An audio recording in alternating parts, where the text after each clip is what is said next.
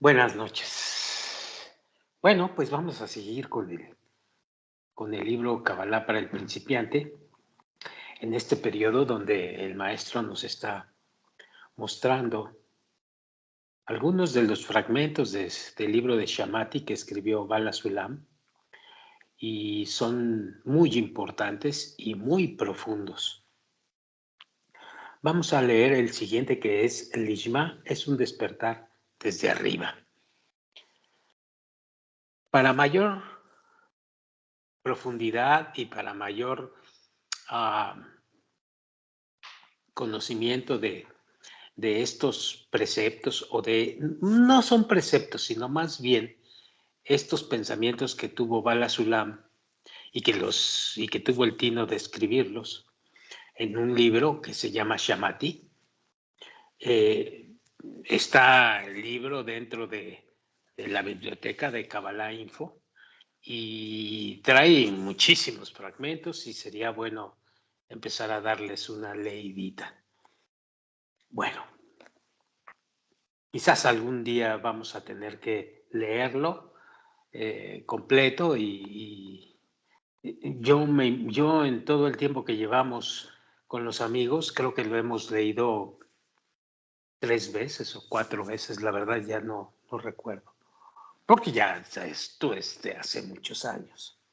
Bueno, no lo pierdan de vista, es muy importante en el sendero de la Kabbalah. Bueno, comenzamos. Kabbalah para el principiante. Lishma es un despertar desde arriba.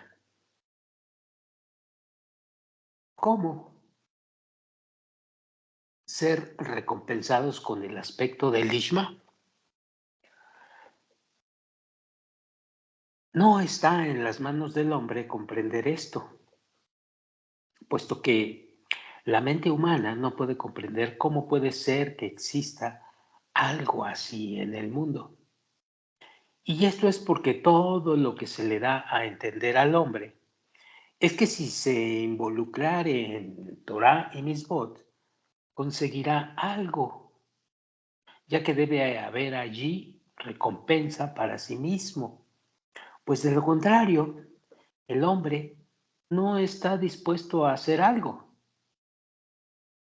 Por el contrario, Lishma es una itaruta de Leilá, una iluminación desde arriba. Y solo aquel que prueba esto puede conocer y comprender. Acerca de esto que está dicho, prueben y verá que el Señor es bueno. Si es así, hay que entender, cuestiona el maestro, ¿por qué es que el hombre necesita crear artificios y dar consejos sobre cómo alcanzar Lishma? ¿Es que acaso ningún consejo podrá ayudarle? O si el Creador no le proporcionare la segunda naturaleza llamada el deseo de otorgar, al hombre no le servirá de nada ningún esfuerzo para alcanzar la condición del Lishma. La respuesta es tal como dijeron nuestros sabios en Abot 2:21. No está en ti completar la tarea y tampoco eres esclavo como para desatenderte de ella. Esto significa, dice el maestro, que al hombre se le impuso el despertar desde abajo, puesto que este es el aspecto de la plegaria. Porque la plegaria, y no se nos olvide, es llamada una carencia. Y sin carencia no hay llenado. Por lo tanto, cuando el hombre tiene la necesidad del aspecto del Lishma, pues entonces viene el llenado desde arriba y consecuentemente viene desde arriba la respuesta a la plegaria, a esa carencia. de manera que recibe el llenado sobre dicha carencia. Encontramos que se necesita del trabajo del hombre. Encontramos que se necesita del trabajo del hombre para recibir del Creador Lishma, lo cual es solo el aspecto de una carencia y un cli. Y este llenado, el hombre jamás lo puede alcanzar por sí mismo, debido a que este es un regalo del Creador.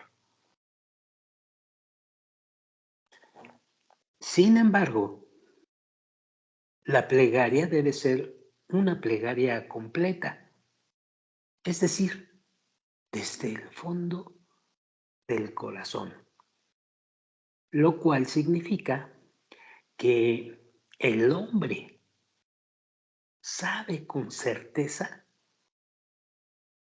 que no existe nadie en el mundo que pueda ayudarlo, excepto el Creador mismo.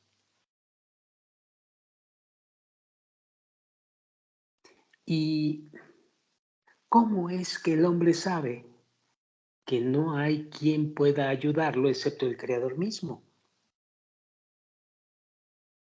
Él puede adquirir esta percepción precisamente si ha invertido todos los esfuerzos a su disposición a fin de alcanzar el Lishma y nada lo ha ayudado. Sigue percibiendo que no alcanza el Lishma. Por eso se le impone al hombre hacer todos los actos que solamente son posibles hacer en este mundo, para ser recompensado con la característica, entre comillas, por el Creador. Es entonces que luego puede ofrecer una plegaria desde el fondo de su corazón, de tal manera que el Creador escuche su plegaria.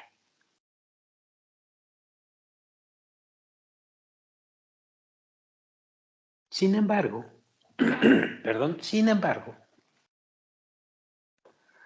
el hombre debe saber que cuando se esfuerza por alcanzar el aspecto del Lishma, el cual aceptará sobre sí mismo, por cuanto desea trabajar enteramente para otorgar con el propósito de la perfección, es decir, para otorgar completamente sin recibir nada.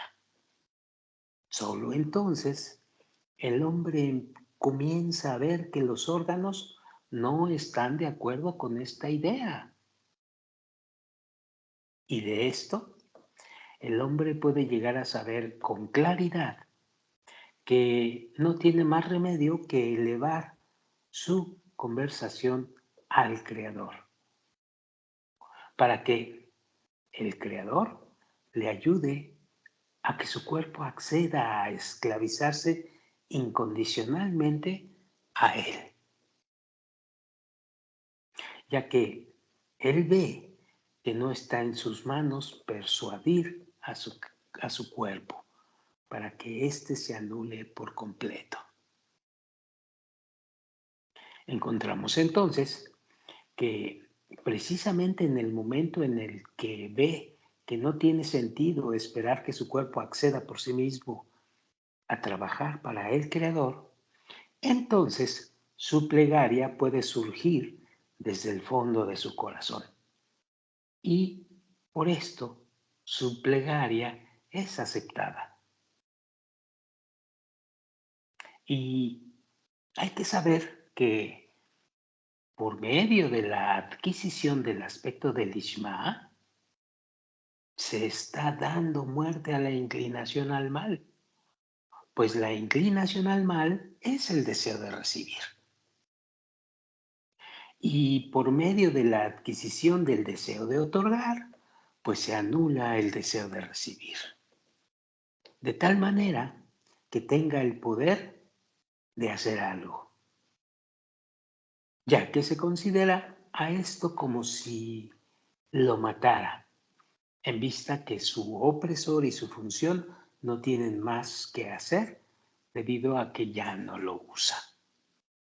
Y esto significa que la inclinación al mal ha sido privada de sus acciones, lo cual es considerado como que el hombre le ha dado muerte. Y cuando el hombre haga un recuento de su alma preguntándose, ¿qué ganancia recibe el hombre de toda su labor bajo el sol? Entonces verá que no es tan difícil para él esclavizarse por su nombre y por dos razones. Primera, de cualquier manera, es decir, voluntaria o involuntariamente, él está obligado a esforzarse en este mundo. ¿Y qué resultados le quedan de todos los esfuerzos que ha hecho? Y número dos, si el hombre trabaja lishma, de ser así, él obtiene placer también durante su trabajo. Este es de acuerdo a la parábola del proverbio del predicador de Dubná que dijo acerca del verso, tú has solicitado ante mí, oh Jacob, pues se esforzó por mí Israel. Y dijo que esto es semejante a un hombre rico que salió del tren y tenía un bolso pequeño y lo colocó en el lugar donde todos los comerciantes colocan su equipaje, del lugar donde los maleteros los toman para llevarlos hasta el hotel en el cual se hospedan dichos comerciantes. Y el maletero pensó que el comerciante seguramente cargaría el bolso pequeño él mismo y que no necesitaría para eso de un maletero. Así que tomó un bolso grande y lo llevó al hotel. Y el comerciante quiere darle una suma pequeña de dinero, tal como está acostumbrado a pagar por una maleta pequeña. Y el maletero no quiere recibir la paga y dice, he colocado en el depósito del hotel un paquete grande, apenas he podido cargarlo y me he agotado mucho. Y usted pretende pagarme una suma mezquina por esto. La lección es, dice el maestro, que cuando el hombre viene y dice que ha realizado un gran esfuerzo por el hecho de guardar Torah y Misbot, el Creador le dice, tú no has solicitado ante mí, oh Jacob. Es decir, no es mi equipaje el que tú has cargado, sino que este equipaje le pertenece a alguien más. De manera que si estás diciendo que te ha costado un gran esfuerzo guardar Torah y Misbot, seguro habrás tenido otro amo para el cual has trabajado. Así que ve ante él y que él te pague.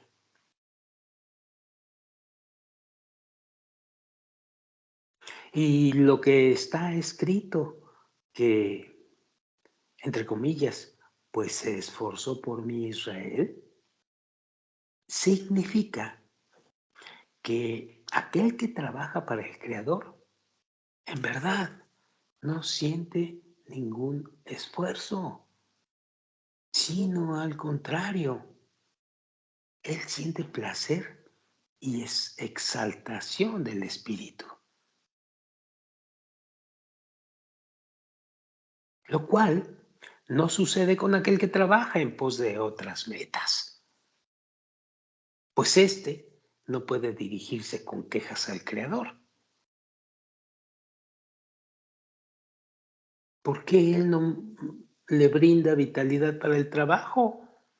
Debido a que él no ha trabajado para el Creador, para que él, el Creador, le pague por su trabajo. En cambio, el hombre puede venir con su queja frente a aquellos para los cuales ha trabajado, ya que ellos le influenciarán con placer y vitalidad. Y ya que en lo lishma, es decir, no en lishma, existen tantas metas, por eso el hombre debe exigir de esa meta para la cual ha trabajado, de tal manera que esa meta para la cual trabajó le entregue su recompensa, es decir, le dé placer y vitalidad. Y de ellos está dicho, entre comillas, como ellos serán aquellos que lo hacen, todo aquel que confía en ellos. Sin embargo, de acuerdo a esto, será difícil. Después de todo, vemos que incluso en el tiempo en el que el hombre recibe sobre sí mismo la carga de los cielos, sin ninguna otra intención, de todas maneras, no siente ninguna vitalidad. O sea, que esta vitalidad lo obliga a asumir la carga del reino de los cielos. Y el hecho de que recibe sobre sí esta carga es solo por motivo de la fe por encima de la razón. Fe por encima de la razón. Es decir, que lo realiza con el aspecto de fortalecimiento por coerción, lo cual no es por su beneficio. De ser así, cabe preguntar, ¿por qué él si siente esfuerzo en este trabajo, de manera que el cuerpo observa a cada instante, cuando se puede liberar de este trabajo, de manera que la persona no siente ninguna vitalidad en el mismo? Y otra cuestión, y en el momento en que la persona trabaja en austeridad, tal que no tiene entonces ninguna meta, sino solo para trabajar con el propósito de otorgar, si es así, ¿por qué el Creador no le imparte sabor y vitalidad en la labor?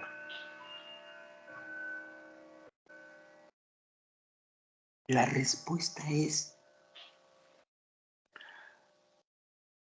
puesto que debe saber que es una gran corrección, ya que de no ser así, es decir, que si la luz y la vitalidad no hubieran iluminado inmediatamente, al momento en que el hombre empieza a recibir sobre sí mismo la carga del reino de los cielos, de manera que inmediatamente tendría vitalidad en el trabajo. Es decir, que si también el deseo de recibir hubiese acordado este trabajo, entonces, ¿por qué habría consentido?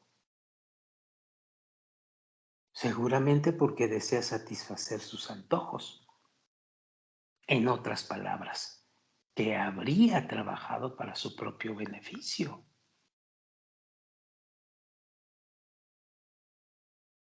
Si no hubiese sido así, no habría ninguna realidad, pues no tendría la posibilidad de llegar a alcanzar Lishma, ya que el hombre estaría forzado a trabajar por su propio beneficio, en la medida en que él siente mayor placer en el trabajo de Dios que en los deseos corporales. Siendo así, el hombre hubiese sido obligado a permanecer en lo Lishma, y esto por el hecho de que tuvo placer en el trabajo. Y sabemos que donde existe satisfacción, el hombre no está dispuesto a hacer nada, ya que sin ganancia el hombre no está dispuesto a trabajar. De ser así, que si el hombre hubiese recibido satisfacción por este trabajo de lo lishma, pues habría sido obligado a permanecer en ese estado.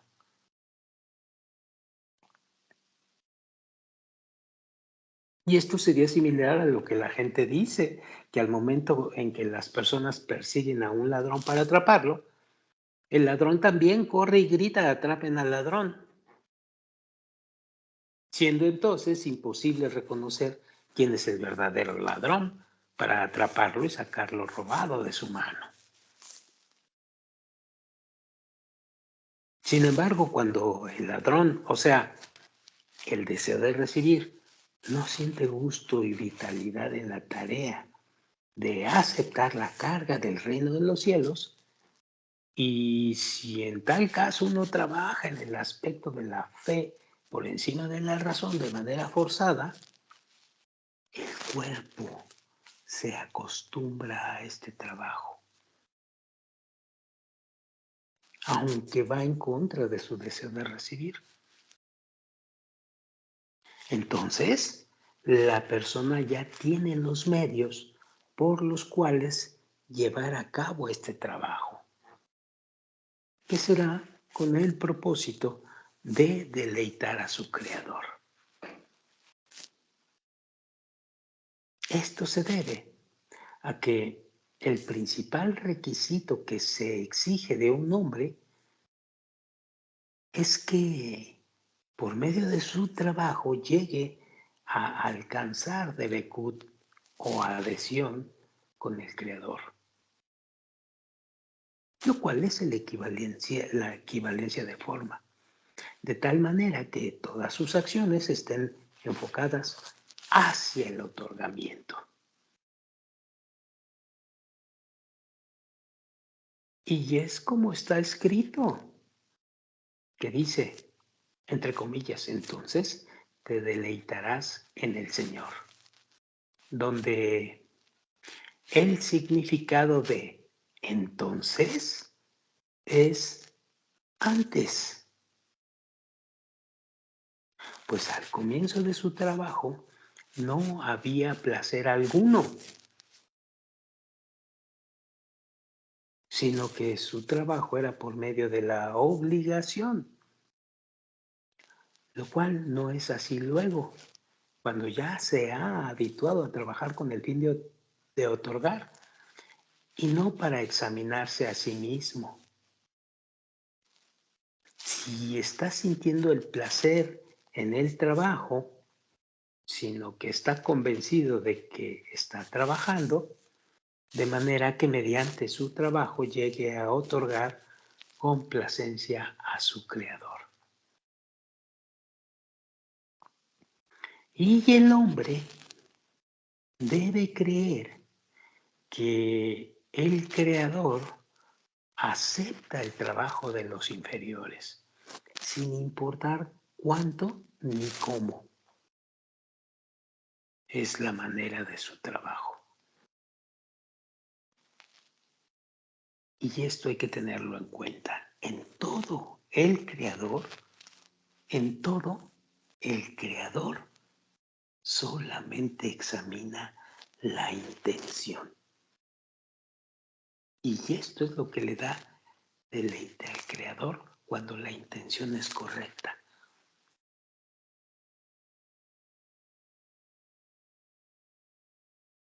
Entonces, o la palabra entonces, el hombre se hace merecedor de, entre comillas también, deleite en el Señor.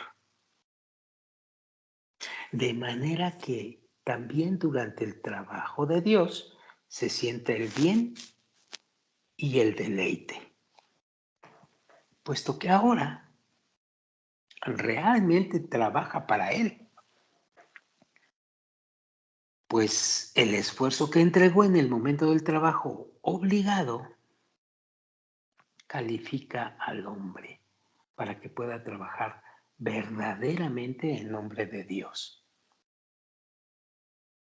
Encontramos entonces que también el placer que recibe es acerca del Creador, es decir, por el Creador precisamente. Lejaim. Bien, ahora vamos al siguiente, que se llama apoyo en la Torá. La Torá como soporte.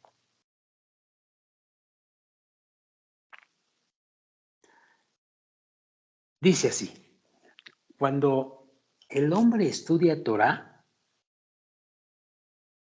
deseando llegar al aspecto en que todas sus acciones sean con el fin de otorgar, debe siempre intentar apoyarse en la Torá, ya que este apoyo es el aspecto de nutrición, el cual es amor, temor, júbilo y vigor. Todo esto es lo que él debe extraer de la Torá. En otras palabras, la Torá debe darle estos resultados. Y si estudia la Torá y no tiene estos resultados, aquello no se considera Torá. Y esto es porque la palabra Torá se refiere a la luz que viste en la Torá. Como dijeron nuestros sabios, creé la inclinación al mal y he creado la Torá como condimento. Esto se refiere a la luz de la Torá, ya que la luz en ella lo corrige. También debemos saber que la Torá está dividida en dos discernimientos. Uno, el discernimiento de la Torá y dos, el discernimiento de la mitzvah. Según la verdad, es imposible entender estos dos discernimientos antes de que el hombre sea recompensado con el caminar de los senderos del Creador. Como dice la frase, el secreto del Señor es para aquellos que le temen. Y esto se debe a que en el momento en que Él se encuentra en estado de preparación para entrar al palacio del Señor, es imposible entender los senderos de la verdad. Sin embargo, dice el maestro, es posible dar un ejemplo, ya que incluso el hombre que se encuentra en el tiempo de preparación, es decir, nosotros que estamos leyendo, oyendo la clase matinal, juntándonos con los amigos, estamos en el tiempo de preparación, también puede comprender en algún modo qué son los caminos del Señor. Está escrito en Sutá 21, dice el Rab, que dice así, Rabbi Yosef dijo, una mitzvah o un precepto protege y salva mientras uno se dedica a ella. La Torá protege y salva tanto cuanto se dedica a ella como cuando no se dedica a ella. ¿Qué quiere decir cuando se dedica? Bueno, significa cuando se tiene algo de luz interior, la luz que alcanzó, la cual el hombre puede usar solamente mientras ésta se encuentra en él, ya que ahora está alegre por el hecho de que la luz le ilumina. Esto es llamado el discernimiento de la mitzvah, es decir, que aún no ha sido recompensado con el discernimiento de la Torá, sino que solamente con la luz es que Él extrae la vitalidad de la Kedusha, de la santidad. No así con la Torah, puesto que Él alcanza un camino en el trabajo. Es por eso que puede usar aquel camino que ha alcanzado, aun cuando no se dedica a ella. Es decir, que no se ocupa de ella, lo cual quiere decir incluso cuando no tiene luz. Y esto se debe a que solo la iluminación se ha apartado de él, pero por causa de haber alcanzado dicho trabajo, es que puede utilizarla, incluso si la iluminación se ha apartado de él. Es decir, la Torah salva y protege cuando el individuo es capaz ya de detener o de que la luz entre a sus vasijas. Y la luz saben que entra y sale. Si entra, ilumina al individuo. Si sale, lo deja en la oscuridad. Pero aún así, ya el individuo está protegiéndose al respecto. Está siguiendo el sendero de la Torah, aun cuando lo ha dejado temporalmente la luz. Es decir, lo que está valiendo aquí es que el individuo ya está siendo habilidoso en recibir la luz en sus vasijas interiores. Es decir, ya está siendo capaz de ir transformando su persistente y natural egoísmo hacia el deseo de otorgar o el altruismo correctamente. Sigo leyendo. Es por eso que cuando el hombre tiene luz, la misma es más importante que la Torá cuando él no tiene luz. Se dice entonces que no hay vitalidad de la Torá. Por un lado, la Torá es importante porque se puede usar el camino que ha adquirido en la Torá. Aún así, no tiene vitalidad, lo cual es llamada luz. Y cuando se ocupa en la misma, de esa forma recibe la vitalidad que es llamada luz. Con respecto a esto, una misma es más importante que la Torá. Cuando la luz se ha ido y el individuo se queda sin vitalidad y sin luz, el individuo debe agarrarse de los preceptos que ha aprendido en el camino de la Kabbalah. Y esto es muy importante cuando el aspecto de la luz de la Torá no está presente en él. A esto se está refiriendo el maestro.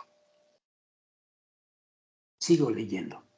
Por eso, cuando un hombre está sin vitalidad, él se encuentra en el aspecto de malvado.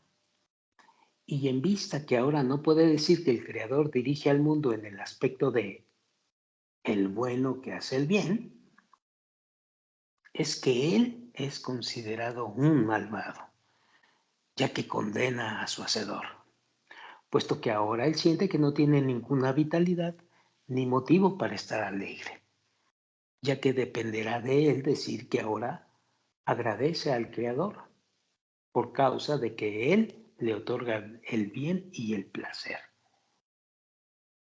Y no hay que sorprenderse, ya que él dirá que cree que el Creador dirige a otros con la providencia de el bueno que hace el bien, debido a que los caminos de la Torah son entendidos por nosotros en el aspecto de la sensación en los órganos. Y si el hombre no siente la bondad y el placer, ¿qué le da el hecho de saber que otra persona tiene la sensación de bondad y el placer? Si de verdad el hombre hubiese creído que la providencia se revela a su amigo así, en el aspecto de el bueno que hace el bien, esa creencia debería haberle traído alegría y placer por el hecho que cree que el Creador dirige al mundo con la providencia del bien y el placer.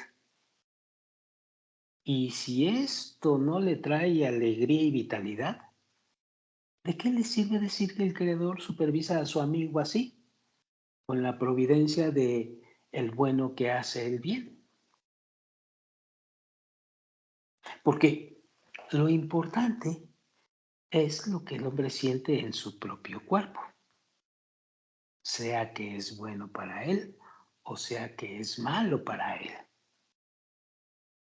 Y en caso de que sea bueno para su amigo, él lo siente solamente si él disfruta del bien que tiene su amigo, ya que entonces está diciendo que el Creador es el bueno que hace el bien. Y si se siente mal, no puede decir que el Creador lo dirige con el aspecto de el bueno que hace el bien.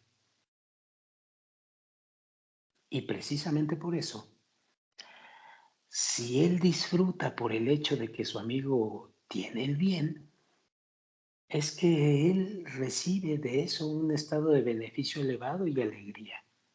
Entonces, él puede decir que el Creador dirige bien. Y si no tiene alegría, puesto que siente que es malo para él, ¿cómo puede decir entonces que el Creador es bueno que hace el bien?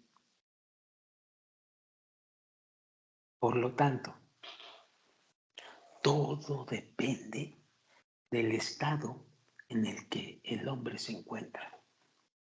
Si no tiene vitalidad o alegría,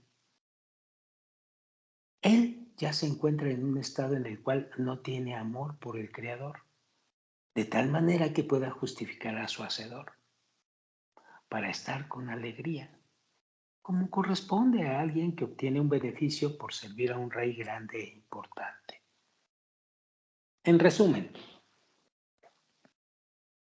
debemos saber que la luz superior está en un estado de completo reposo y toda la expansión de los nombres sagrados viene por medio de los inferiores. Es decir, todos los nombres que tiene la luz superior vienen como resultado del logro de los inferiores. En otras palabras, según sus logros es que se le llama luz superior. O sea, de acuerdo al modo en que el hombre alcanza la luz, según su sensación, con ese nombre es que él la denomina. Si el hombre no siente que el Creador le da algo, pues, ¿qué nombre le puede dar al Creador si no recibe algo de él? Solamente que al momento en que cree en el Creador, entonces cada uno de los estados que él siente dice que estos le vienen desde el Creador. Es entonces, de acuerdo a su sensación, que él le da un nombre al Creador. Es decir, si un hombre siente el bien en el estado en que se encuentra, pues dice que el Creador es llamado el bueno que hace el bien, puesto que así es como él siente, ya que él recibe del Creador la bondad. Es en ese estado que el hombre es llamado sadik o justo, ya que él, el Creador, masik, es decir, justifica, mastik a su Creador. Y si el estado en el que se encuentra el hombre siente que es malo para él, pues entonces no puede decir que el Creador le envía el bien. Por lo tanto, en ese estado es llamado Rasha, que significa malvado, ya que él marchía es decir, condena a su hacedor. Sin embargo, no existe un estado tal como el intermedio, es decir, un estado en el cual el hombre diga que él siente que es bueno y malo a la vez, ya que o es bueno o es malo para él. Y esto es lo que está escrito en Brajot 61, que dice, el mundo no fue creado sino para los malvados completos o para los justos completos. Y esto se debe a que no hay una realidad tal en la que el hombre sienta tanto el bien como el mal simultáneamente. Cuando se dice que hay algo intermedio, es referente al asunto en que para los creados existe un discernimiento de tiempo. Y es más conveniente decir intermedio entre dos tiempos, uno después del otro, tal como aprendimos que existe un asunto de ascensos y descensos, los cuales son dos tiempos. El hombre una vez es malvado y una vez es justo. Pero que un hombre sienta que al mismo tiempo es malo y bueno para él, tal realidad no existe. No puedes sentir las dos cosas a la vez. Y de lo dicho resulta que cuando dijeron que la Torá es más importante que una mitzvah, es precisamente en el momento en que no se ocupa de ella. Es decir, al momento en que no tiene vitalidad. Entonces la Torah es más importante que una mitzvah que no tiene vitalidad, ya que no se puede recibir nada de una mitzvah que no tiene vitalidad. Lo cual no es así con el discernimiento de la Torah, ya que de todas maneras ha permanecido para él un camino en el trabajo, el cual recibió al momento en que se había ocupado de la Torah, a pesar de que la luz salió de él o la vitalidad se apartó de él. Sin embargo, el camino permaneció en él, pudiendo hacer uso de ese camino. Y ya hay un tiempo en que la mitzvah es más importante que la Torah, o sea, cuando hay vitalidad en la mitzvah y no hay vitalidad en la Torah. Es decir, cuando hablando del hombre que ya es suficientemente habilidoso para que la luz entre a sus vasijas, entre y salga, transformando su egoísmo, en el momento en que ya no hay vitalidad en la Torah, es decir, en el momento en que vuelve a salir la luz y prepara el camino quizá para que vuelva a entrar, pero en ese periodo donde no hay vitalidad, la mitzvah o el precepto se convierte en algo muy importante.